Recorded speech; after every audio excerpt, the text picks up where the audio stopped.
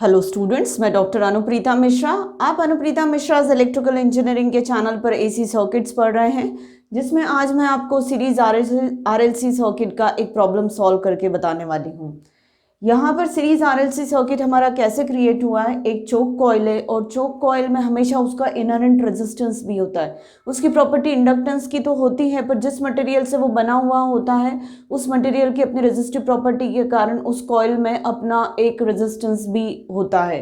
तो उस कॉइल का इंडक्टेंस और रेजिस्टेंस दोनों सीरीज में शो किया जाता है। तो ये पूरी चोक कॉइल है और इसके साथ सीरीज में एक कैपेसिटर दिया हुआ है और पूरे चोक कॉइल के साथ सीरीज में कैपेसिटर और इस कॉम्बिनेशन को 500 वोल्ट्स का एसी सप्लाई दिया गया है। तो चलिए प्रॉब्लम में देख लेते हैं क्या क्या गिवन है और क्या क्या पूछा हुआ है। An inductive coil of resistance 32 ohms, मतलब इस कॉइल का रेजिस्टेंस जो है वो 32 ओम्स है and reactance is 15.7 ohms is connected in series with a capacitor of 79.5 ohms। अब आप यहाँ देखेंगे कि लास्ट सारे क्वेश्चंस में मैंने आपको इंडक्टेंस हेनरी में और कैपेसिटर फेराड्स में दिया था, पर यहाँ पर क्वेश्चन में हमें इंडक्टेंस कितना ओम्स ऑफर्ड कर रहा है 15.7 रिएक्टेंस और कैपेसिटिव रिएक्टेंस कितना है, मतलब कितना ओम्स ऑफर कर रहा है कैपेसिटर, वो देकर रखा हुआ है। The circuit is connected across 500 volts AC supply। जैसा कि मैं पहले भी बोल चुकी हूँ, हमें क्या क्या पता करना है। Current, phase difference between applied voltage and current, मतलब इस वोल्टेज और V और I के बीच में, अगर इससे मैं V वोल्टेज कहूँ तो V और I के बीच का फेज डिफरेंस पता करना है, I करंट पता करना है, वोल्टेज अक्रॉस इंडक्टर कॉइल, मतलब ये V कॉइल जो मैंने यहाँ मेंशन करके रखा है ये पता करना है, और टोटल पावर एब्जॉर्ब, मतलब एक्टिव पावर इस सर्किट में कितनी एब्जॉर्ब हो रही है सोर्स से वो, और VC मतलब कैपेसिटर के अक्रॉस का वोल्टेज, ये सारी चीज़ें हमें पता करनी है। तो चलिए कैसे पता करते हैं। सप्लाई वोल्टेज को मैं फेजर डायग्राम में रेफरेंस पर ले लेती हूँ। तो 500 तो उसकी क्वांटिटी देकर रखी और मैं पहले भी बता चुकी हूँ कि जब भी सप्लाई वोल्टेज में सिर्फ मैग्नीट्यूड दिया रहता है तो वो उसकी आरएमएस वैल्यू ही देकर रखते हैं एसी वोल्टेज की। तो आरएमएस वैल्यू मतलब फेजर लेंथ हो गई, तो 500 वोल्ट्स लेंथ की फेजर वैल्यू हो गई सप्लाई वोल्टेज की, और मैं उसे रेफरेंस पर ले रही हूँ इसलिए उसका एंगल मैं 0 मान के चल रही हूँ। तो मेरे सारे कैलकुलेशंस उस रेफरेंस वोल्टेज के रिस्पेक्ट में सारे एंगल्स मुझे इवेलुएट होंगे। अब मैं सबसे पहले इम्पिडेंस कॉइल का निकाल लेती हूँ, जो कि रेजिस्टेंस 32 ओम्स और रिएक्टेंस 15.7 से बना हुआ है। तो 32 प्लस J 15.7 ओम्स, इतना टोटल रेक्टेंगुलर रिप्रेजेंटेशन हो जाएगा Z कॉइल का। अब इसको अगर मैं पोलर में ट्रांसफॉर्म करती हूँ तो √32 स्क्वायर प्लस 15.7 स्क्वायर और एंगल हो जाएगा 15.7 डिवाइडेड बाय 32। तो ये टोटल पूरा आपका पोलर रिप्रेजेंटेशन हो गया, जो कि मैग्नीट्यूड आ रहा है 35.64 और एंगल आ रहा है 26.13 ओम्स। ये आपका Z कॉइल आ गया। अब इसके बाद Z टोटल इम्पिडेंस अगर हम देखें सर्किट का, तो ये Z कॉइल प्लस ZC कहना चाहिए, या reactance offered by the capacitor. तो Z coil plus minus JXC, capacitor का जो रिएक्टेंस होता है वो माइनस J कॉम्पोनेंट होता है, तो इसलिए XC के साथ माइनस J लगाया। तो Z कॉइल 32 प्लस J 15.7 है और माइनस JXC मतलब माइनस J 17.5 ऐसा लेकर रखा है।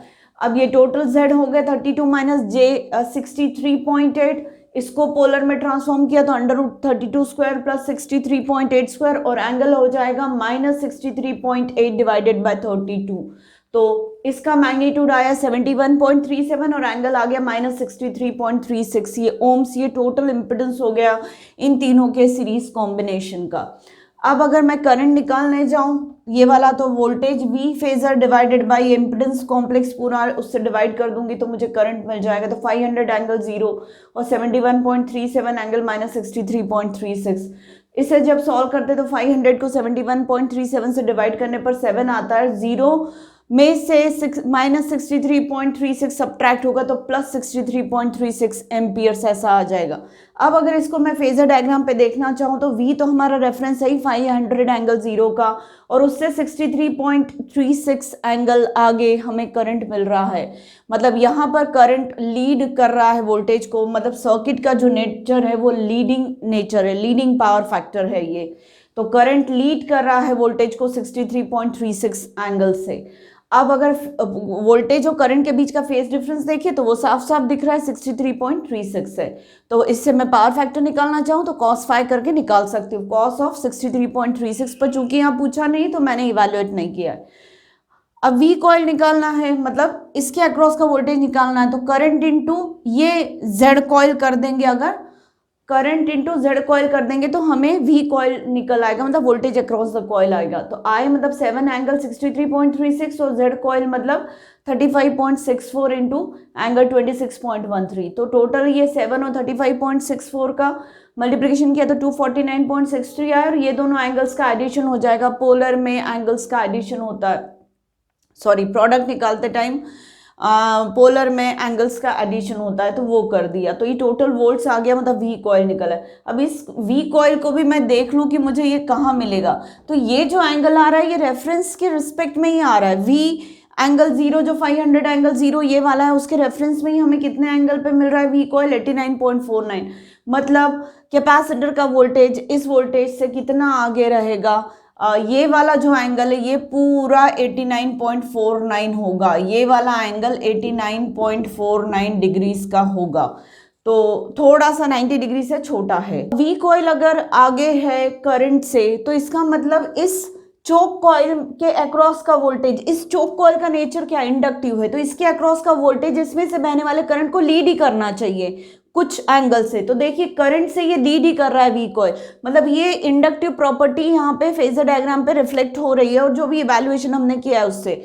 तो वी कॉइल मतलब ये वाला वोल्टेज अपने में से बहने वाले आई करंट को कुछ एंगल से लीड करेगा, तो देखिए कर रहा है कुछ एंगल से, ये एंगल लगभग 25 डिग्री पॉइंट समथिंग है, तो वी कॉइल आई को लीड कर रहा है।